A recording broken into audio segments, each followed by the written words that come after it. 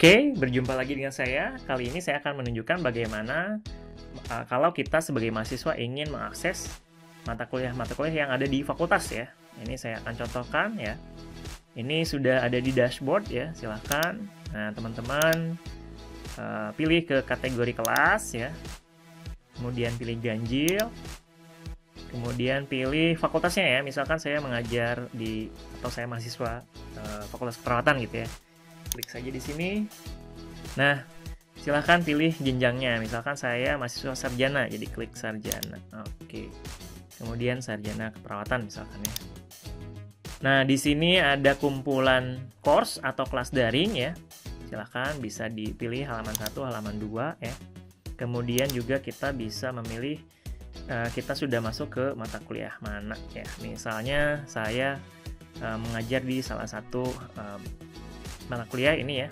Saya akan contohkan juga nanti kalau sebagai student seperti apa.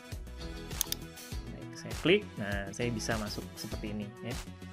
Nah, kemudian ini sudah masuk di mata kuliah saya di ilmu biomedik dasar. Nah, teman-teman di sini bisa melihat pertama itu ada pengumuman ya. Di sini silahkan sering diakses ya.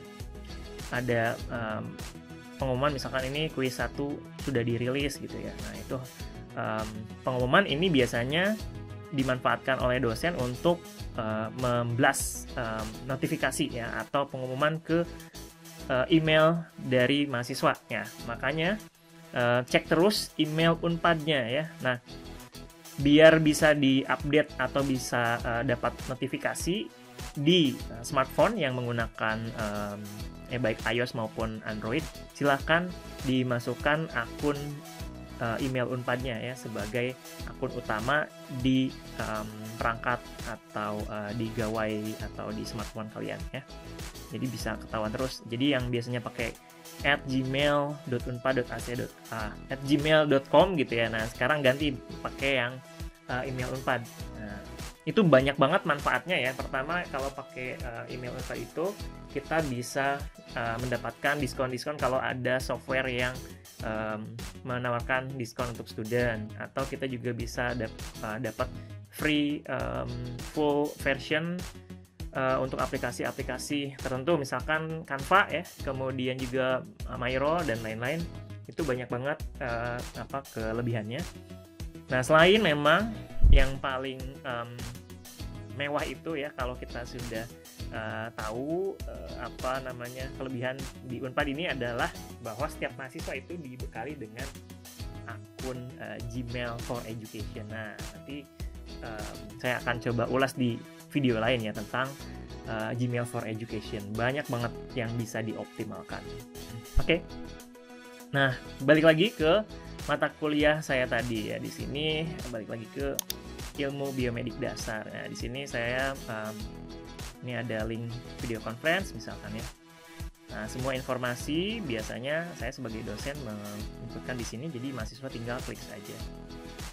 Kemudian link rekamannya juga saya posting di sini ya, jadi mahasiswa bisa menyaksikan kalau ada yang berhalangan.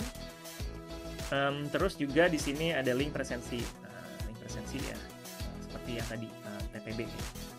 Nah, kemudian di sini ada rencana pembelajaran semester atau RPS ya, kita bisa klik misalkan. Ini akan mengarahkan ke Google Docs di sini ya. Ada RPS, jadwal dan lain-lain.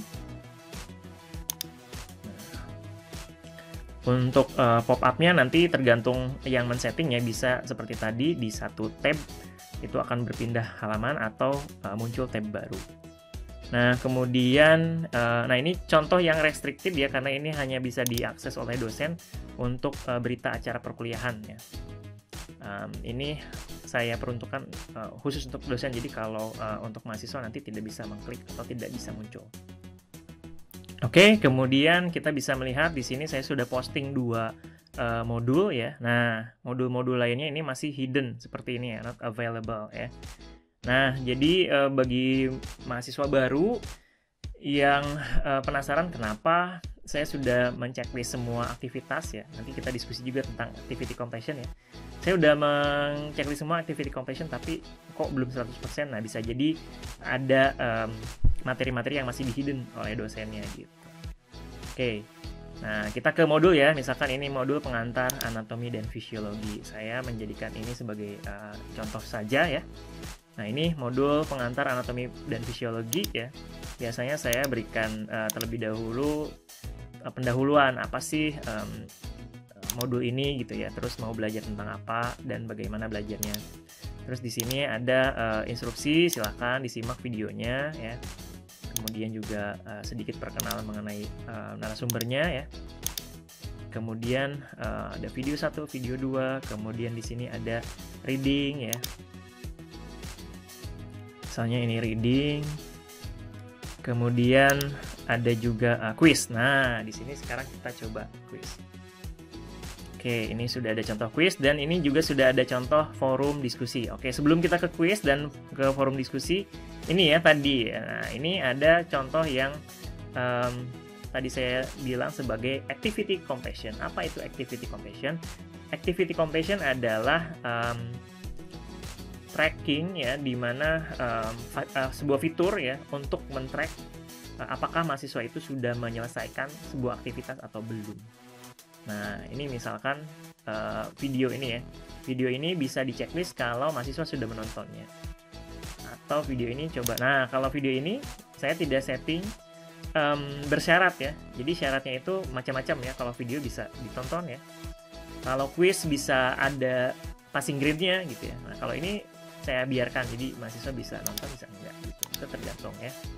Nah, kalau reading ini juga ini kalau ini harus dibaca ya. Oke, kemudian untuk quiz. Nah, ini quiz juga harus biasanya saya setting harus diselesaikan.